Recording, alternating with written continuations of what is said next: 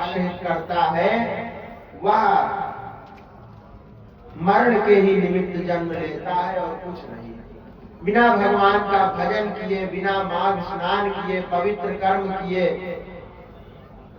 उसको कहते हैं eat drink and B Mary, खाओ पियो और मौज करो।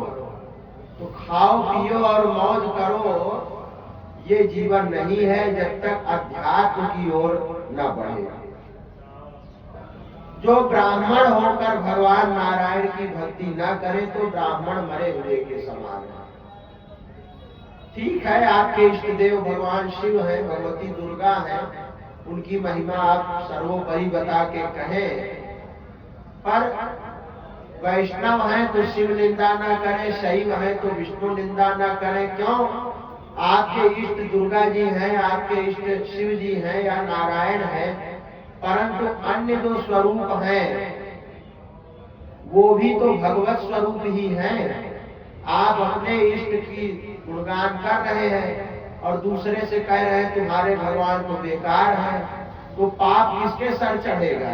वो भगवत स्वरूप की निंदा करने का घोर पाप चढ़ जाएगा, भगवत स्वरूप की निंदा हो जाएगी, भगवत अपचार हो जाएगा।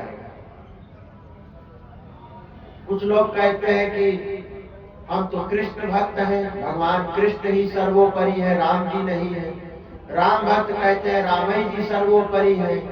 ऐसा करने वाला भगवत अपचार करता है और भगवान के भक्त को निंदा करने वाला, भगवान के भक्त का मिथ्या दोष बताने वाला, उसको पीड़ित करने वाला भागवत अपचार करता है। भगवत अपचार, भागवतापचार, देवापचार, ये सब शास्त्र में बताए गए हैं। आप अपने इष्ट की भक्ति करें, लेकिन अन्य जो देवता हैं वे भी भगवत स्वरूप हैं, वो भगवान ही उन सब रूपों में अपने को अभिव्यक्त करते हैं। तो अपने इष्ट की खूब पूजा करें और दूसरे की निंदा करें, वो अपने ही भगवान की निंदा हो रही है, क्योंकि उन्हीं के वो स्वरूप भी हैं। तो ये जान करके जो ब्राह्मण होकर के भी नारायण भक्त नहीं हुआ वो व्यर्थ है, क्योंकि नारायण महाभारत में लिखा है, भगवान कार्तिकेय जी ने शक्ति गाड़ दिया कि मुझसे बड़ा ब्राह्मणों का भक्त कोई नहीं है। उनका नाम ही है सुब्रह्मण्य, कार्तिकेय भगवान का नाम है सुब्रह्मण्य। भगवान नारायण वहां गए और अपनी भुजा से अनायास ही उस शक्ति को उखाड़ कर फेंक दिया। महाभारत में ये कथा है। यानी कार्तिकेय जी से भी बढ़कर ब्राह्मणों की भक्ति करने वाले भगवान नारायण हैं। इसलिए विष्णु सहस्त्र नाम में आता है ब्रह्मण्यो ब्रह्मकृत ब्रह्मा ब्रह्म ब्रह्म विवर्धनः ब्रह्मविद ब्राह्मणो ब्रह्मी ब्रह्मज्ञो ब्राह्मण प्रियः। भगवान ब्राह्मण प्रिय है। ब्राह्मण भगवान से प्रेम करते हैं, भगवान ब्राह्मण से करते हैं। विष्णु पुराण का प्रसिद्ध श्लोक है, नमो ब्रह्मण्य देवाय गो ब्राह्मण हिताय च जगत हिताय कृष्णाय गोविंदाय नमो नमः। भगवान ब्राह्मणों से प्रेम करते हैं क्योंकि यज्ञो वही विष्णु, यज्ञ साक्षात विष्णु है, ऐसा वेद में सर्वप्रथम ब्राह्मण में कहा गया है। तो भगवान ब्राह्मणों से बहुत प्रेम करते हैं, इसीलिए यहाँ कहा कि ब्राह्मण हो करके भी जो नारायण की भक्ति ना करे। ठीक है, शिव भक्त हो गए हो, देवी भक्त हो गए हो, पर नारायण भगवान का वो भक्ति करना ही चाहिए। शंकराचार्य जी कितने बड़े देवी के और शिव के भक्त हैं, पर वो कितना विष्णु सहस्त्र नाम का भाष्य, गीता जी का भाष्य, और कहते भी हैं हेयम श्रीपति रूपमजस्य। शंकराचार्य जी कहते हैं किसका ध्यान करें? बोले लक्ष्मीपति के रूप का ही निरंतर ध्यान करें। देवी जी का या शिव जी का तो वो भक्त हैं, पर यहाँ पर भगवान का नाम लिया है। केरल में जितने दिव्य देश हैं हमारे श्री वैष्णव संप्रदाय के, तिरुवनंतपुरम में पद्मनाभ भगवान हैं, और उधर गुरुवायूर में जाएंगे, गुरुवायूरप्पन है, वहां सब मंदिरों में नंबूदरी ब्राह्मण भगवान की पूजा करते हैं। ये नंबूदरी पाद ब्राह्मण जो होते हैं ये शंकराचार्य जी की जाति के हैं। आदि शंकराचार्य नंबूदरी ब्राह्मण थे। और यही नंबूदरी जाति के केरल के ब्राह्मण बद्री नारायण के प्रधान अर्चक होते हैं, जिनको रावल जी कहा जाता है। तो केरल में जितने भी दिव्य देश हैं हमारे वैष्णव संप्रदाय के, उनमें वैष्णव आगम से नहीं पूजा होती, वो मांत्रिक पूजा होती है। तिरुपति में, श्रीरंगम में, यहाँ तो वैष्णव पूजा है। पर केरल में जो पद्मनाभ भगवान है, जिनका दर्शन 3 दरवाजे से अभी खजाना खुला था, करीब 6-7 खरब रुपए का सोना वहाँ के खजाने में है पद्मनाभ भगवान के। इतना धन निकला कि तिरुपति बालाजी से 4 गुना धन निकला वहाँ के खजाने में। इतना धनी मंदिर पद्मनाभ भगवान है केरल की राजधानी में, तिरुवनंतपुरम में। केरल में तिरुवल्लवाड़, तिरुवाट्टार, तिरुवनवंडूर, जितने दिव्य देश हैं उनका संस्कृत नाम अलग है उन तीर्थों का। केरल में सभी दिव्य देशों की पूजा वैष्णव नहीं करते, स्मार्त करते हैं। वो सब शंकराचार्य जी की जाति के नंबूदरी ब्राह्मण हैं। और केरल में जितने नारायण के मंदिर हैं उतने देवी के या शिव के मंदिर नहीं है। और शंकराचार्य जी के जाति के नंबूदरी पाद ब्राह्मण पूजा करते हैं। वही नंबूदरी केरल के आदि शंकराचार्य ने बद्री नारायण में नियम बनाया था कि मेरी ही जाति का अर्चक यहाँ पूजा करेंगे बद्री नारायण, और बड़े नियम से करते हैं। नंबूदरी जो पुजारी होता है वो जब 6 महीना की ड्यूटी लगती है उनकी मंदिर में पूजा की, वो 6 महीना तक घर नहीं जाता, ब्रह्मचर्य से मंदिर के कमरे में ही रहेगा, मंदिर के कुआं में ही नहाएगा। ब्रह्मचर्य से बड़ा नियम से दिन भर मंदिर में, वो घर से आना जाना पूजा के लिए नहीं करते। और बद्री नारायण में तो इतना नियम है कि वहां का पुजारी तो जब तक वो बद्री नारायण का पुजारी होगा तब तक शादी नहीं कर सकता। वो अगर उसको शादी करना है घर वालों के अनुमति से, तो वो फिर दूसरे रावल को देकर अपना भार और फिर केरल जाके विवाह करके रहेगा। तो बड़े नियम से करते हैं नंबूदरी पाद ब्राह्मण। तो ये मतलब बता दिया मैंने कि ये बहुत ही स्मार्ट लोग भी बहुत नारायण को मानते हैं, वो बहुत ज्यादा करते हैं।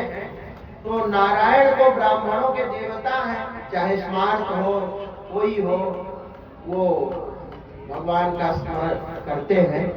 तो वही बात यहाँ कहा है कि ब्राह्मण होकर के भी नारायण को न माने तो ब्राह्मण मरे हुए के समान है। क्योंकि मैं भी बताया कि कार्तिकेय भगवान ने शक्ति गाड़ी थी, शक्ति उनका आयुध है, वही शक्ति जो लक्ष्मण को मेघनाद ने मारी थी। वो हाथ में शक्ति लिए रहते हैं, मोर के वाहन पे बैठते हैं कार्तिकेय जी।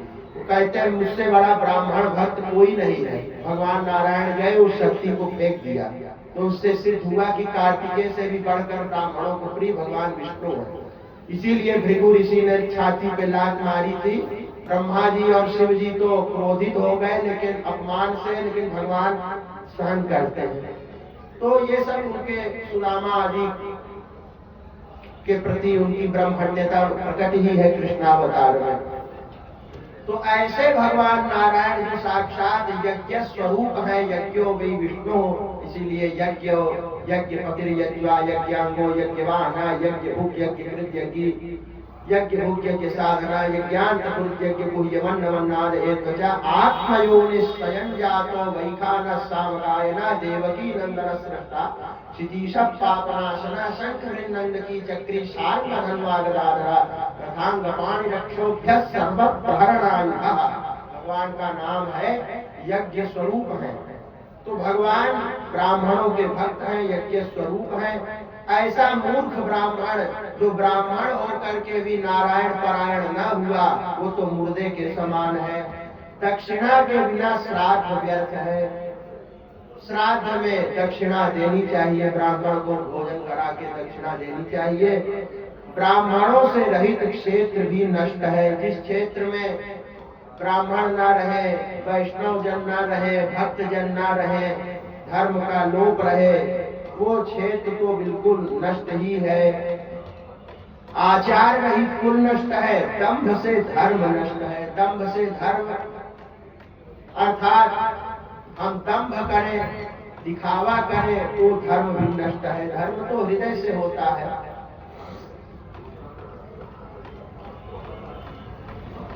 क्रोध से तपस्या नष्ट हो जाता है,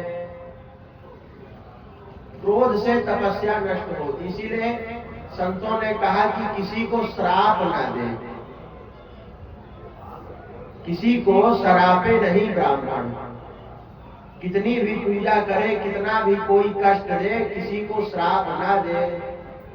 क्यों? तपस्या की है, श्राप देगा तो उसकी बात खाली जाएगी नहीं, श्राप लग जाएगा जिसको दिया है। अब लग जाएगा तो उसकी तपस्या श्राप देने वाले की क्षीण हो जाएगी। इसलिए गोस्वामी जी कहते हैं, उमा पाप श्रापहुते भारी, अपने आप जानी अपकारी। दुष्ट व्यक्ति का पाप ही श्राप से बढ़कर है, वो अपने आप ही नष्ट हो जाएगा, श्राप देने की कोई जरूरत नहीं है।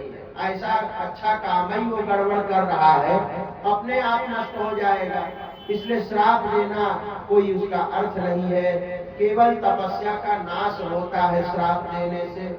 इसलिए किसी को ये श्राप वगैरह नहीं देना चाहिए, वो अपने आप नष्ट हो जाएगा अपने पाप से। बिना ज्ञान दृढ़ता के और प्रमाद से शास्त्र नष्ट हो जाता है। अब 10 साल हो गया कोई ग्रंथ पढ़े और महाराज जी कहीं गए कथा करने, अब 10 साल बाद कहां से याद आएगा जब एको बार न देखा, न सुनाया, न पढ़ा। बिना प्रमाद से शास्त्र नष्ट हो जाता है। और गुरुजनों का अपमान करने से, सम्मान न करने से स्त्री और ब्रह्मचारी नष्ट हो जाते हैं। ब्रह्मचारी माने विद्यार्थी अपने गुरु का आदर न करे, और नारी अपने गुरुजनों, गुरुजन माने गुरु का ही नहीं, गुरु माने बड़े लोग, पति हैं, सास हैं, ससुर हैं, विद्यार्थी है, अपने जो आचार्य उपाध्याय आदि हैं, उनका आदर न करें तो नष्ट हो जाते हैं। स्त्रियों का और ब्रह्मचारियों का काम है अपने बड़े लोगों की सेवा करें। और जो स्त्री सास ससुर को अपमान करे, पति का अपमान करे, जो विद्यार्थी, जो शिष्य गुरुजी जी से विवाद करे, गुरुजी जी का आदर न करे, वो नष्ट हो जाता है। अदीप्त अग्नि में होम और साक्षी रहित भक्ति नष्ट हो जाती है।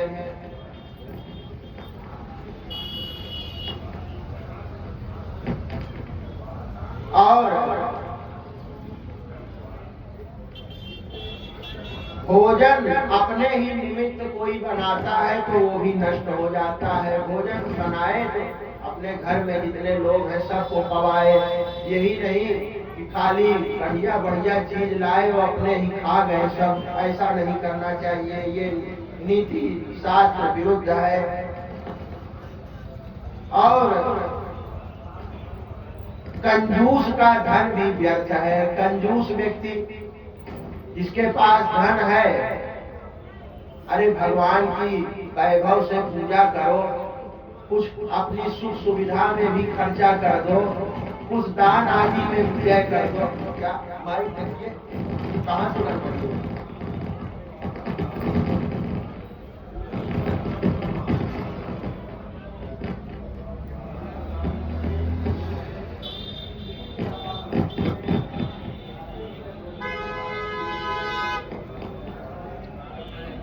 और बिना अभ्यास के विद्या नष्ट है। कंजूस का धन नष्ट है, वो न अपने सुख सुविधा लेता है, न दान करता है, बहुत कंजूसी करता है, उसका सब धन नष्ट है।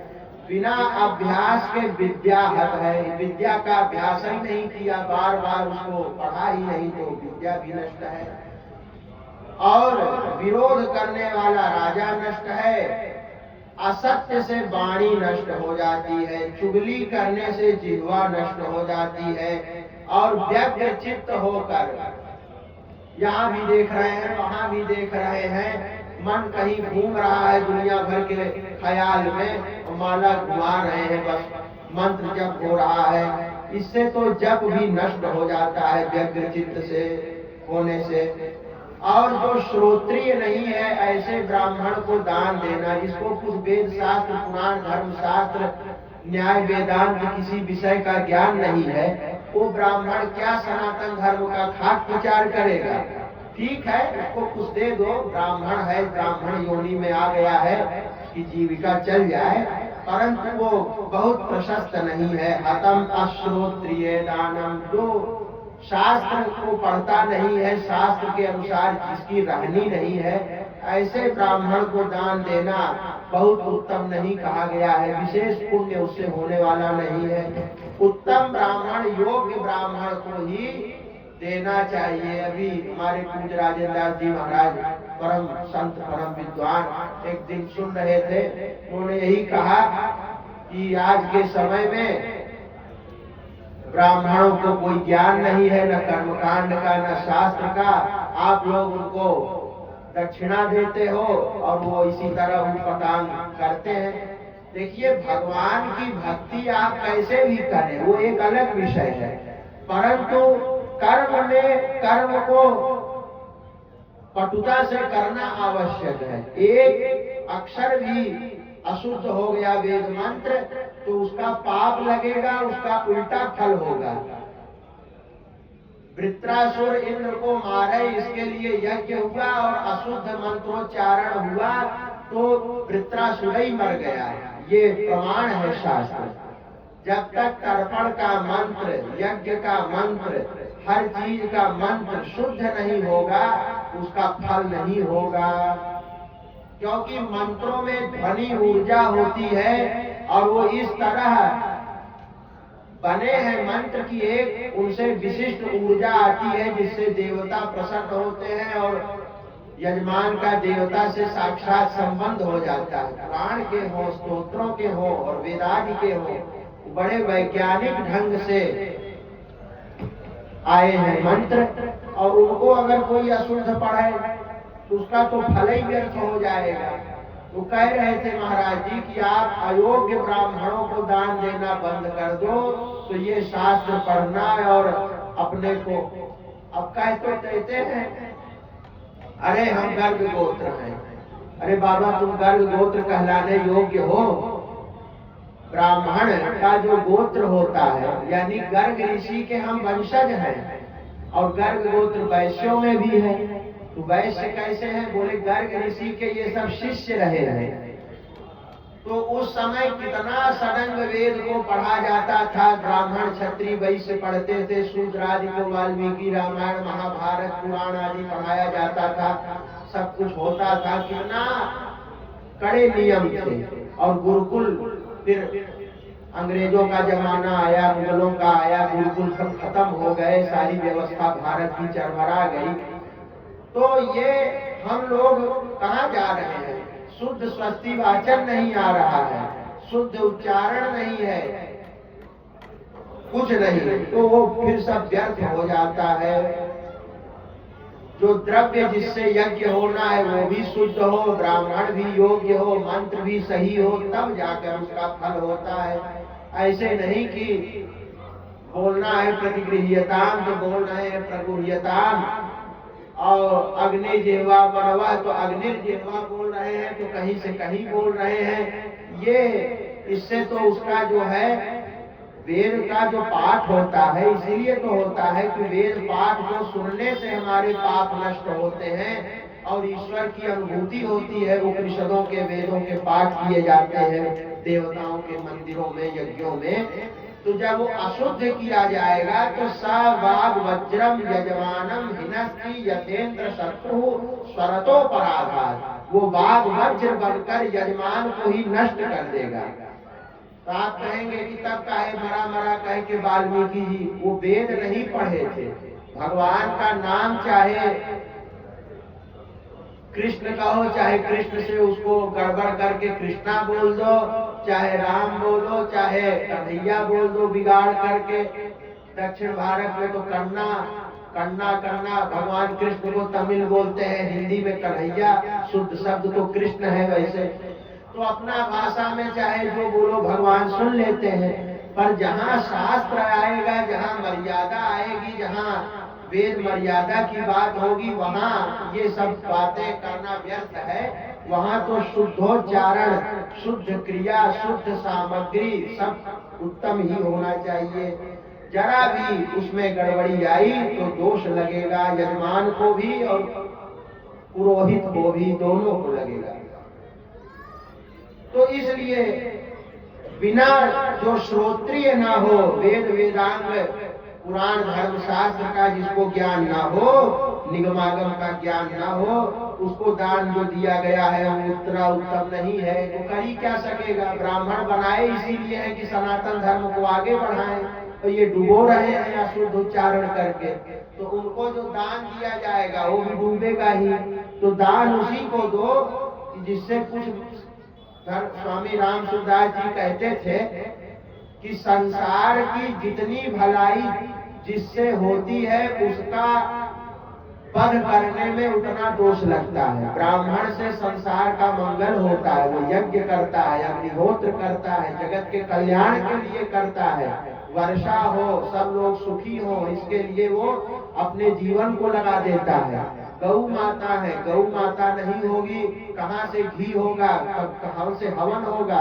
गौ माता है, संत है, ब्राह्मण है, भक्त है, इनको पीड़ा देने से, इनकी हत्या करने से महापाप लगता है। ब्रह्म हत्या, गो हत्या, वैष्णव को पीड़ित करना, क्यों? जिससे संसार का जितना मंगल होगा उसको पीड़ित करना वो विशिष्ट पाप की गणना में आता है। स्वामी राम सूरदास जी इसको कहा करते थे। तो यही उसका एक मापदंड है।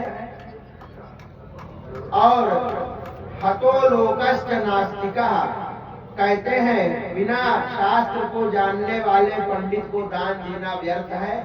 और उसी प्रकार जिसको स्वस्तिवाचन भी ना आवे ऐसे को दान देना व्यर्थ है। और कहते हैं नास्तिक से ये संसार हत है, नास्तिक से तो सारा संसार ही हत है। जो नास्तिक होते हैं, अरे कहाँ है भगवान, ये सब ब्राह्मण लोग ऐसे झूठ बोला कर, ऐसे जो नास्तिक जन है उनसे तो सारा संसार ही नष्ट है, उनसे संसार ही नष्ट है। सबको अपने तो नरक जा ही रहे हैं कि भगवान किसने देखा, जितना पाप करना हो कर लो, भगवान कौन देखा है। और जो उनके संग में आ रहा है उसका भी धर्म बिगाड़ रहे हैं, उसकी भी पूजा पाठ में अविश्वास कर रहे हैं। अरे कौन देखा है भगवान को? अरे भगवान नहीं होंगे तुम सांस नहीं ले पाओगे, सब कुछ है भगवान। तो ये भगवान ही है तुमको संसार में भेजने वाले। लेकिन नास्तिक से तो सारा संसार ही नष्ट है। नास्तिक जन सबको बिगाड़ते हैं। आजकल नास्तिक मत बहुत चल रहा है। हम लोग तो कहते हैं आलवार संत, नायनवार संत, और इनको छोड़िए। हमारे यहाँ तो विदुर जी हुए हैं, जटायु जी हुए हैं, शिवरी जी हुए हैं। ये सब चतुर्थ वर्ण में जन्म लेकर के सिद्ध भक्तों की गणना में, परंतु ऐसे ऐसे महाशय हैं तो दिन रात ब्राह्मणों को गाली देते हैं कि जो है ब्राह्मण ऐसा करते हैं, ब्राह्मण ऐसा करते हैं। जो भगवान की बात बताए, भगवान कहाँ है, बहुत चल रहा है। तो ये सब नास्तिक से तो सारा संसार ही हत है। नास्तिक तो सारे संसार के लिए कंटक है। जो वेद को ना माने, शास्त्र को ना माने, ईश्वर की सत्ता में ना माने, ऐसे पापी नास्तिक जाको प्रभु दारू दुख दे ही ताकि मत पहले हरे ही। जिसका मोक्ष करना होगा उसी को तो ईश्वर में प्रेम और श्रद्धा भगवान उत्पन्न करेंगे, और जिसको कलयुग घेरना होगा वही बरबराएगा। ये तो ब्राह्मणों का काम है, भगवान भगवान चिल्लाते हैं। तो जो उसी को भगवान लेंगे जिसका मोक्ष करना होगा। यम निरक्षितुम इच्छन्ति बुद्ध्या संयोजयन्ति तम। जिसकी रक्षा करनी होगी उसी को ज्ञान सब स्पष्टीकरण बुद्धि में आएगा। तो यहाँ कहते हैं उसी प्रकार श्रद्धा के बिना की हुई पारलौकिक सभी क्रियाएं व्यर्थ हैं। कथा सुन रहे हैं, अरे भागवत सुन रहे हैं, क्या इससे है, इससे अच्छा तो मेला ही घूमते बढ़िया था। कथा सुन रहे हैं, क्या होगा इससे मोक्ष, अरे और किससे मोक्ष होगा, भगवान के चरित्र सुनने से मोक्ष नहीं होगा तो कहां से मोक्ष होगा। महाराज जी सुना रहे हैं रसपूर्ण कथा, प्रेम से सुनो, भजन करो, भगवान शरण में जाने मात्र से मोक्ष देने की गारंटी लिए हैं। लेकिन उनको श्रद्धा नहीं है, बैठे हैं, पंडित जी पिंडदान करा रहे हैं, तर्पण करा रहे हैं, देखो ये सब पितर लोग प्रसन्न हो रहे हैं, उनको याद करो।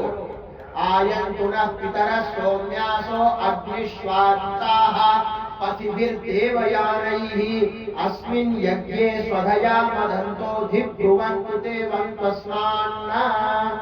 आयन्तुनः पितरः, हमारे पितर यहाँ पधारे, देवयान से पधारे, इस पितृयज्ञ में स्वधया मदन्तु, देवताओं को जब आहुति देते हैं तो कहते हैं स्वाहा, इंद्राय स्वाहा, महाविष्णवे स्वाहा, शिवाय स्वाहा, और पितरों को जब ऐसे देते हैं तर्पण, तस्मै स्वधा नमः, देवताओं को स्वाहा और अपने पितरों को स्वधा। तो स्वधया, स्वधा से प्रसन्न होकर स्वधया मदन्तो धिब्रुवन्तु, हमसे संपर्क करें पितर, और अवन्तस्मान, हमारी रक्षा करें। अब आप ऐसे पंडित को बुला लो, उससे पूछो भैया इसका मंत्र का अर्थ जरा बता दीजिए, वो मंत्र ही नहीं शुद्ध बोल पाएंगे तो अर्थ क्या बताएंगे। और जब तक अर्थानुसंधान पंडित को ही नहीं रहेगा तो बिना अर्थानुसंधान के उसका कोई अर्थ ही नहीं है। जब उनको उसका अर्थ ही नहीं पता है तो क्या वो कर पाएंगे। तो मतलब यही है कि हम बैठे तर्पण पिंडदान करने और मन में डाउट चल रहा है, ऐसा है ये हम फालतू आ गए प्रयागराज पिंडा पारने बनारस और गया कि ये मिल रहा है, तो श्रद्धा नहीं रहेगी। मन श्रद्धा भाव भक्ति से हम वो कर्म नहीं करेंगे, मन घूम रहा है, वहां जाना है, वहां जाना है, वहां करना है, जो कर्म कर रहे हैं उसमें मन नहीं लगा, वो घूम रहा है। तो बिना श्रद्धा भक्ति के किया हुआ कर्म भी व्यर्थ है। जब हवन कर रहे हैं, कोई कर्म कर रहे हैं तो उसमें प्रेम से श्रद्धा से करो। इस प्रकार लोक में प्राणी का जीवन दरिद्रता से व्यर्थ है। कोई व्यक्ति दरिद्र हो जाए तो दरिद्र का जीवन व्यर्थ है। अब दरिद्र को तो भगवान का ही सहारा है, भगवान का वो हृदय में ध्यान करे, न वो तीर्थ कर पाएगा बिना धन के, न बढ़िया खा पाएगा, न पहन पाएगा। दरिद्र, अब कहने को भले कुछ कह दीजिए, लक्ष्मी जी की जरूरत तो सबको है। शंकराचार्य महाराज को या वैष्णवाचार्य हमारे बड़े बड़े मठाधीश्वर, अगर यहाँ से लक्ष्मी जी चली जाए तो जितने उनके यहाँ हजारों हजार पंडित रहते हैं भोजन बिना तरस जाएंगे। लक्ष्मी की जरूरत तो इन महासंतों को भी है, तभी उनका आश्रम मठ मंदिर चलेगा। बिना लक्ष्मी जी के कोई काम होता नहीं है। हाँ, काम हो सकता है अगर बद्रीनाथ चले जाएं और वहीं फल फूल खा के पड़े रहे तपस्या करते तो वो तो चल सकता है। बाकी लोक व्यवहार में दरिद्रता बड़ा संकट है, दरिद्र हो जाना बहुत बड़ा कष्ट है। दरिद्र हो जाने से प्राणी का जीवन ही व्यर्थ है। इसलिए कहा गया है दरिद्रता से, तो जिस प्रकार गुरुजनों के अपमान करने से स्त्री और ब्रह्मचारी नष्ट हैं, ब्राह्मण भगवान नारायण की भक्ति न करे तो नष्ट है, तपस्या क्रोध से नष्ट है, और अपने लिए ही भोजन बनाया गया अन्य किसी को नहीं खिलाया तो भोजन नष्ट है, कंजूस का धन नष्ट है, बिना अभ्यास के विद्या नष्ट हो जाती है, और असत्य बोलने से वाणी नष्ट हो जाती है, चुगली से जिह्वा नष्ट हो जाती है, और व्याकुल होकर व्यग्र होकर जप करने से जप नष्ट है। मूर्ख पंडित को दान नष्ट है और नास्तिक से सारा संसार नष्ट है। और बिना श्रद्धा भक्ति के किए गए मंत्र जाप, भगवान की पूजा, तीर्थ यात्रा। अब आ गए वृंदावन, वृंदावन आ गए। राधा रमण जी की क्या महिमा है, रंगनाथ जी की क्या महिमा है, बिहारी जी की क्या महिमा है, कृष्ण भगवान कौन है, उनके प्रति श्रद्धा भक्ति कुछ नहीं है। बस आ गए और आए और चले गए। तो आए और चले गए तो उनको पूरा लाभ मिलेगा? नहीं मिलेगा। कोई भी काम करने के लिए श्रद्धा भक्ति से करेंगे तब वो फल देगा। श्रद्धा भक्ति के बिना सब बेकार है। उसी प्रकार प्राणी का जीवन दरिद्रता से व्यर्थ है। और इसी प्रकार माघ स्नान नहीं किया तो सारा जीवन ही व्यर्थ है। मकर के सूर्य में जो प्रभात स्नान नहीं करता वो पापों से मुक्त कैसे हो और कैसे स्वर्ग गति को प्राप्त करेंगे। ब्रह्म हत्यारा, स्वर्ण चोरी करने वाला, मद्यपाई भी माघ स्नान करने से पाप रहित हो जाते हैं। माघ स्नान करते ही पाप कंपित होते हैं कि अगर ये माघ स्नान पुण्य तीर्थ में करेगा तो हमारा नाश हो जाएगा। माघ स्नान से मनुष्य अग्नि भगवान के समान दीप्तिमान तेजस्वी हो जाते हैं। पाप से विमुक्त होकर प्रदीप्त होते हैं, जैसे मेघ से युक्त चंद्रमा प्रकाशवान होते हैं। आर्द्र शुष्क लघु स्थूल वाणी मन कर्म से पाप कृत्य जो किए गए हैं, माघ स्नान से इस प्रकार भस्मीभूत होते हैं जैसे अग्नि में समिधा। प्रमादवश जान अनजान में जो पाप किया मकर के सूर्य में स्नान मात्र से नष्ट हो जाते हैं। पाप रहित स्वर्ग को जाते हैं। और माघ स्नान में रज्जमात्र संदेह नहीं करना चाहिए। माघ स्नान में सभी अधिकारी हैं, चाहे चांडाल ही क्यों ना हो, म्लेच्छ ही क्यों ना हो। जैसे भगवान की शरणागति के सब अधिकारी हैं। शरणागति में कोई भेद नहीं है, शरणागति कोई भी कर सकता है। माघ स्वर्गदायी, पाप नाशक, परम मंत्र, परम तप, परमोत्तम प्रायश्चित। जन्मांतर के अभ्यास से ही मनुष्य को माघ स्नान की पूर्ति होती है। बहुत महात्मा कहा है। जिस प्रकार जन्मांतरों के अभ्यास से अध्यात्मक ज्ञान की प्राप्ति होती है, संसार रूपी कर्दम का इसी से प्रक्षालन होता है। पवित्रों को पवित्र करने वाला, मास अभीष्ट फल देने वाला, चंद्र सूर्य के समान वे कैसे उत्तम लोकों में आनंद करेंगे जो माघ में न स्नान करें। माघ की महिमा है। आइए 2 बार कीर्तन करें। बोलिए भक्तवत्सल भगवान की।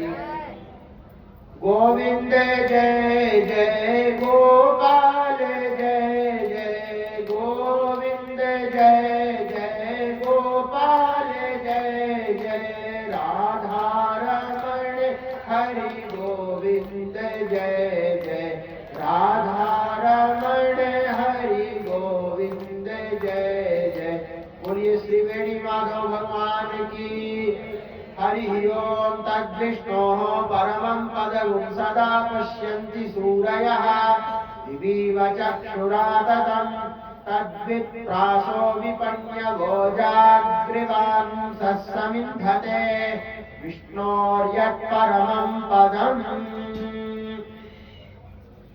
पर्याप्त्यानन्तरायाय सर्वस्तोमोतिरात्रमुत्तममहद्भवति सर्वस्याप्त्यै सर्वस्य जित्यै सर्वमेव तेनाप्नोति सर्वं जयति।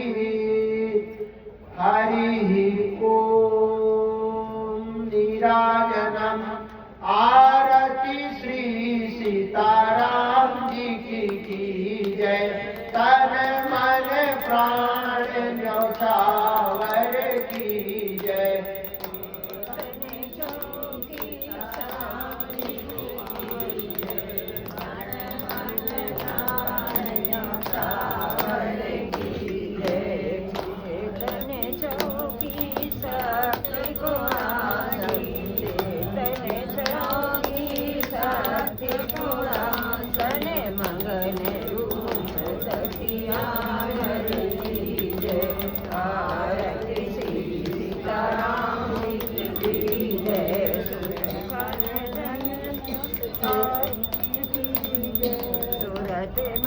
समीरा निरखित मूरा सो हम समीरा निरखित मूरा सो हम संग बजाए बोली जय आरती श्री सीताराम जी की जय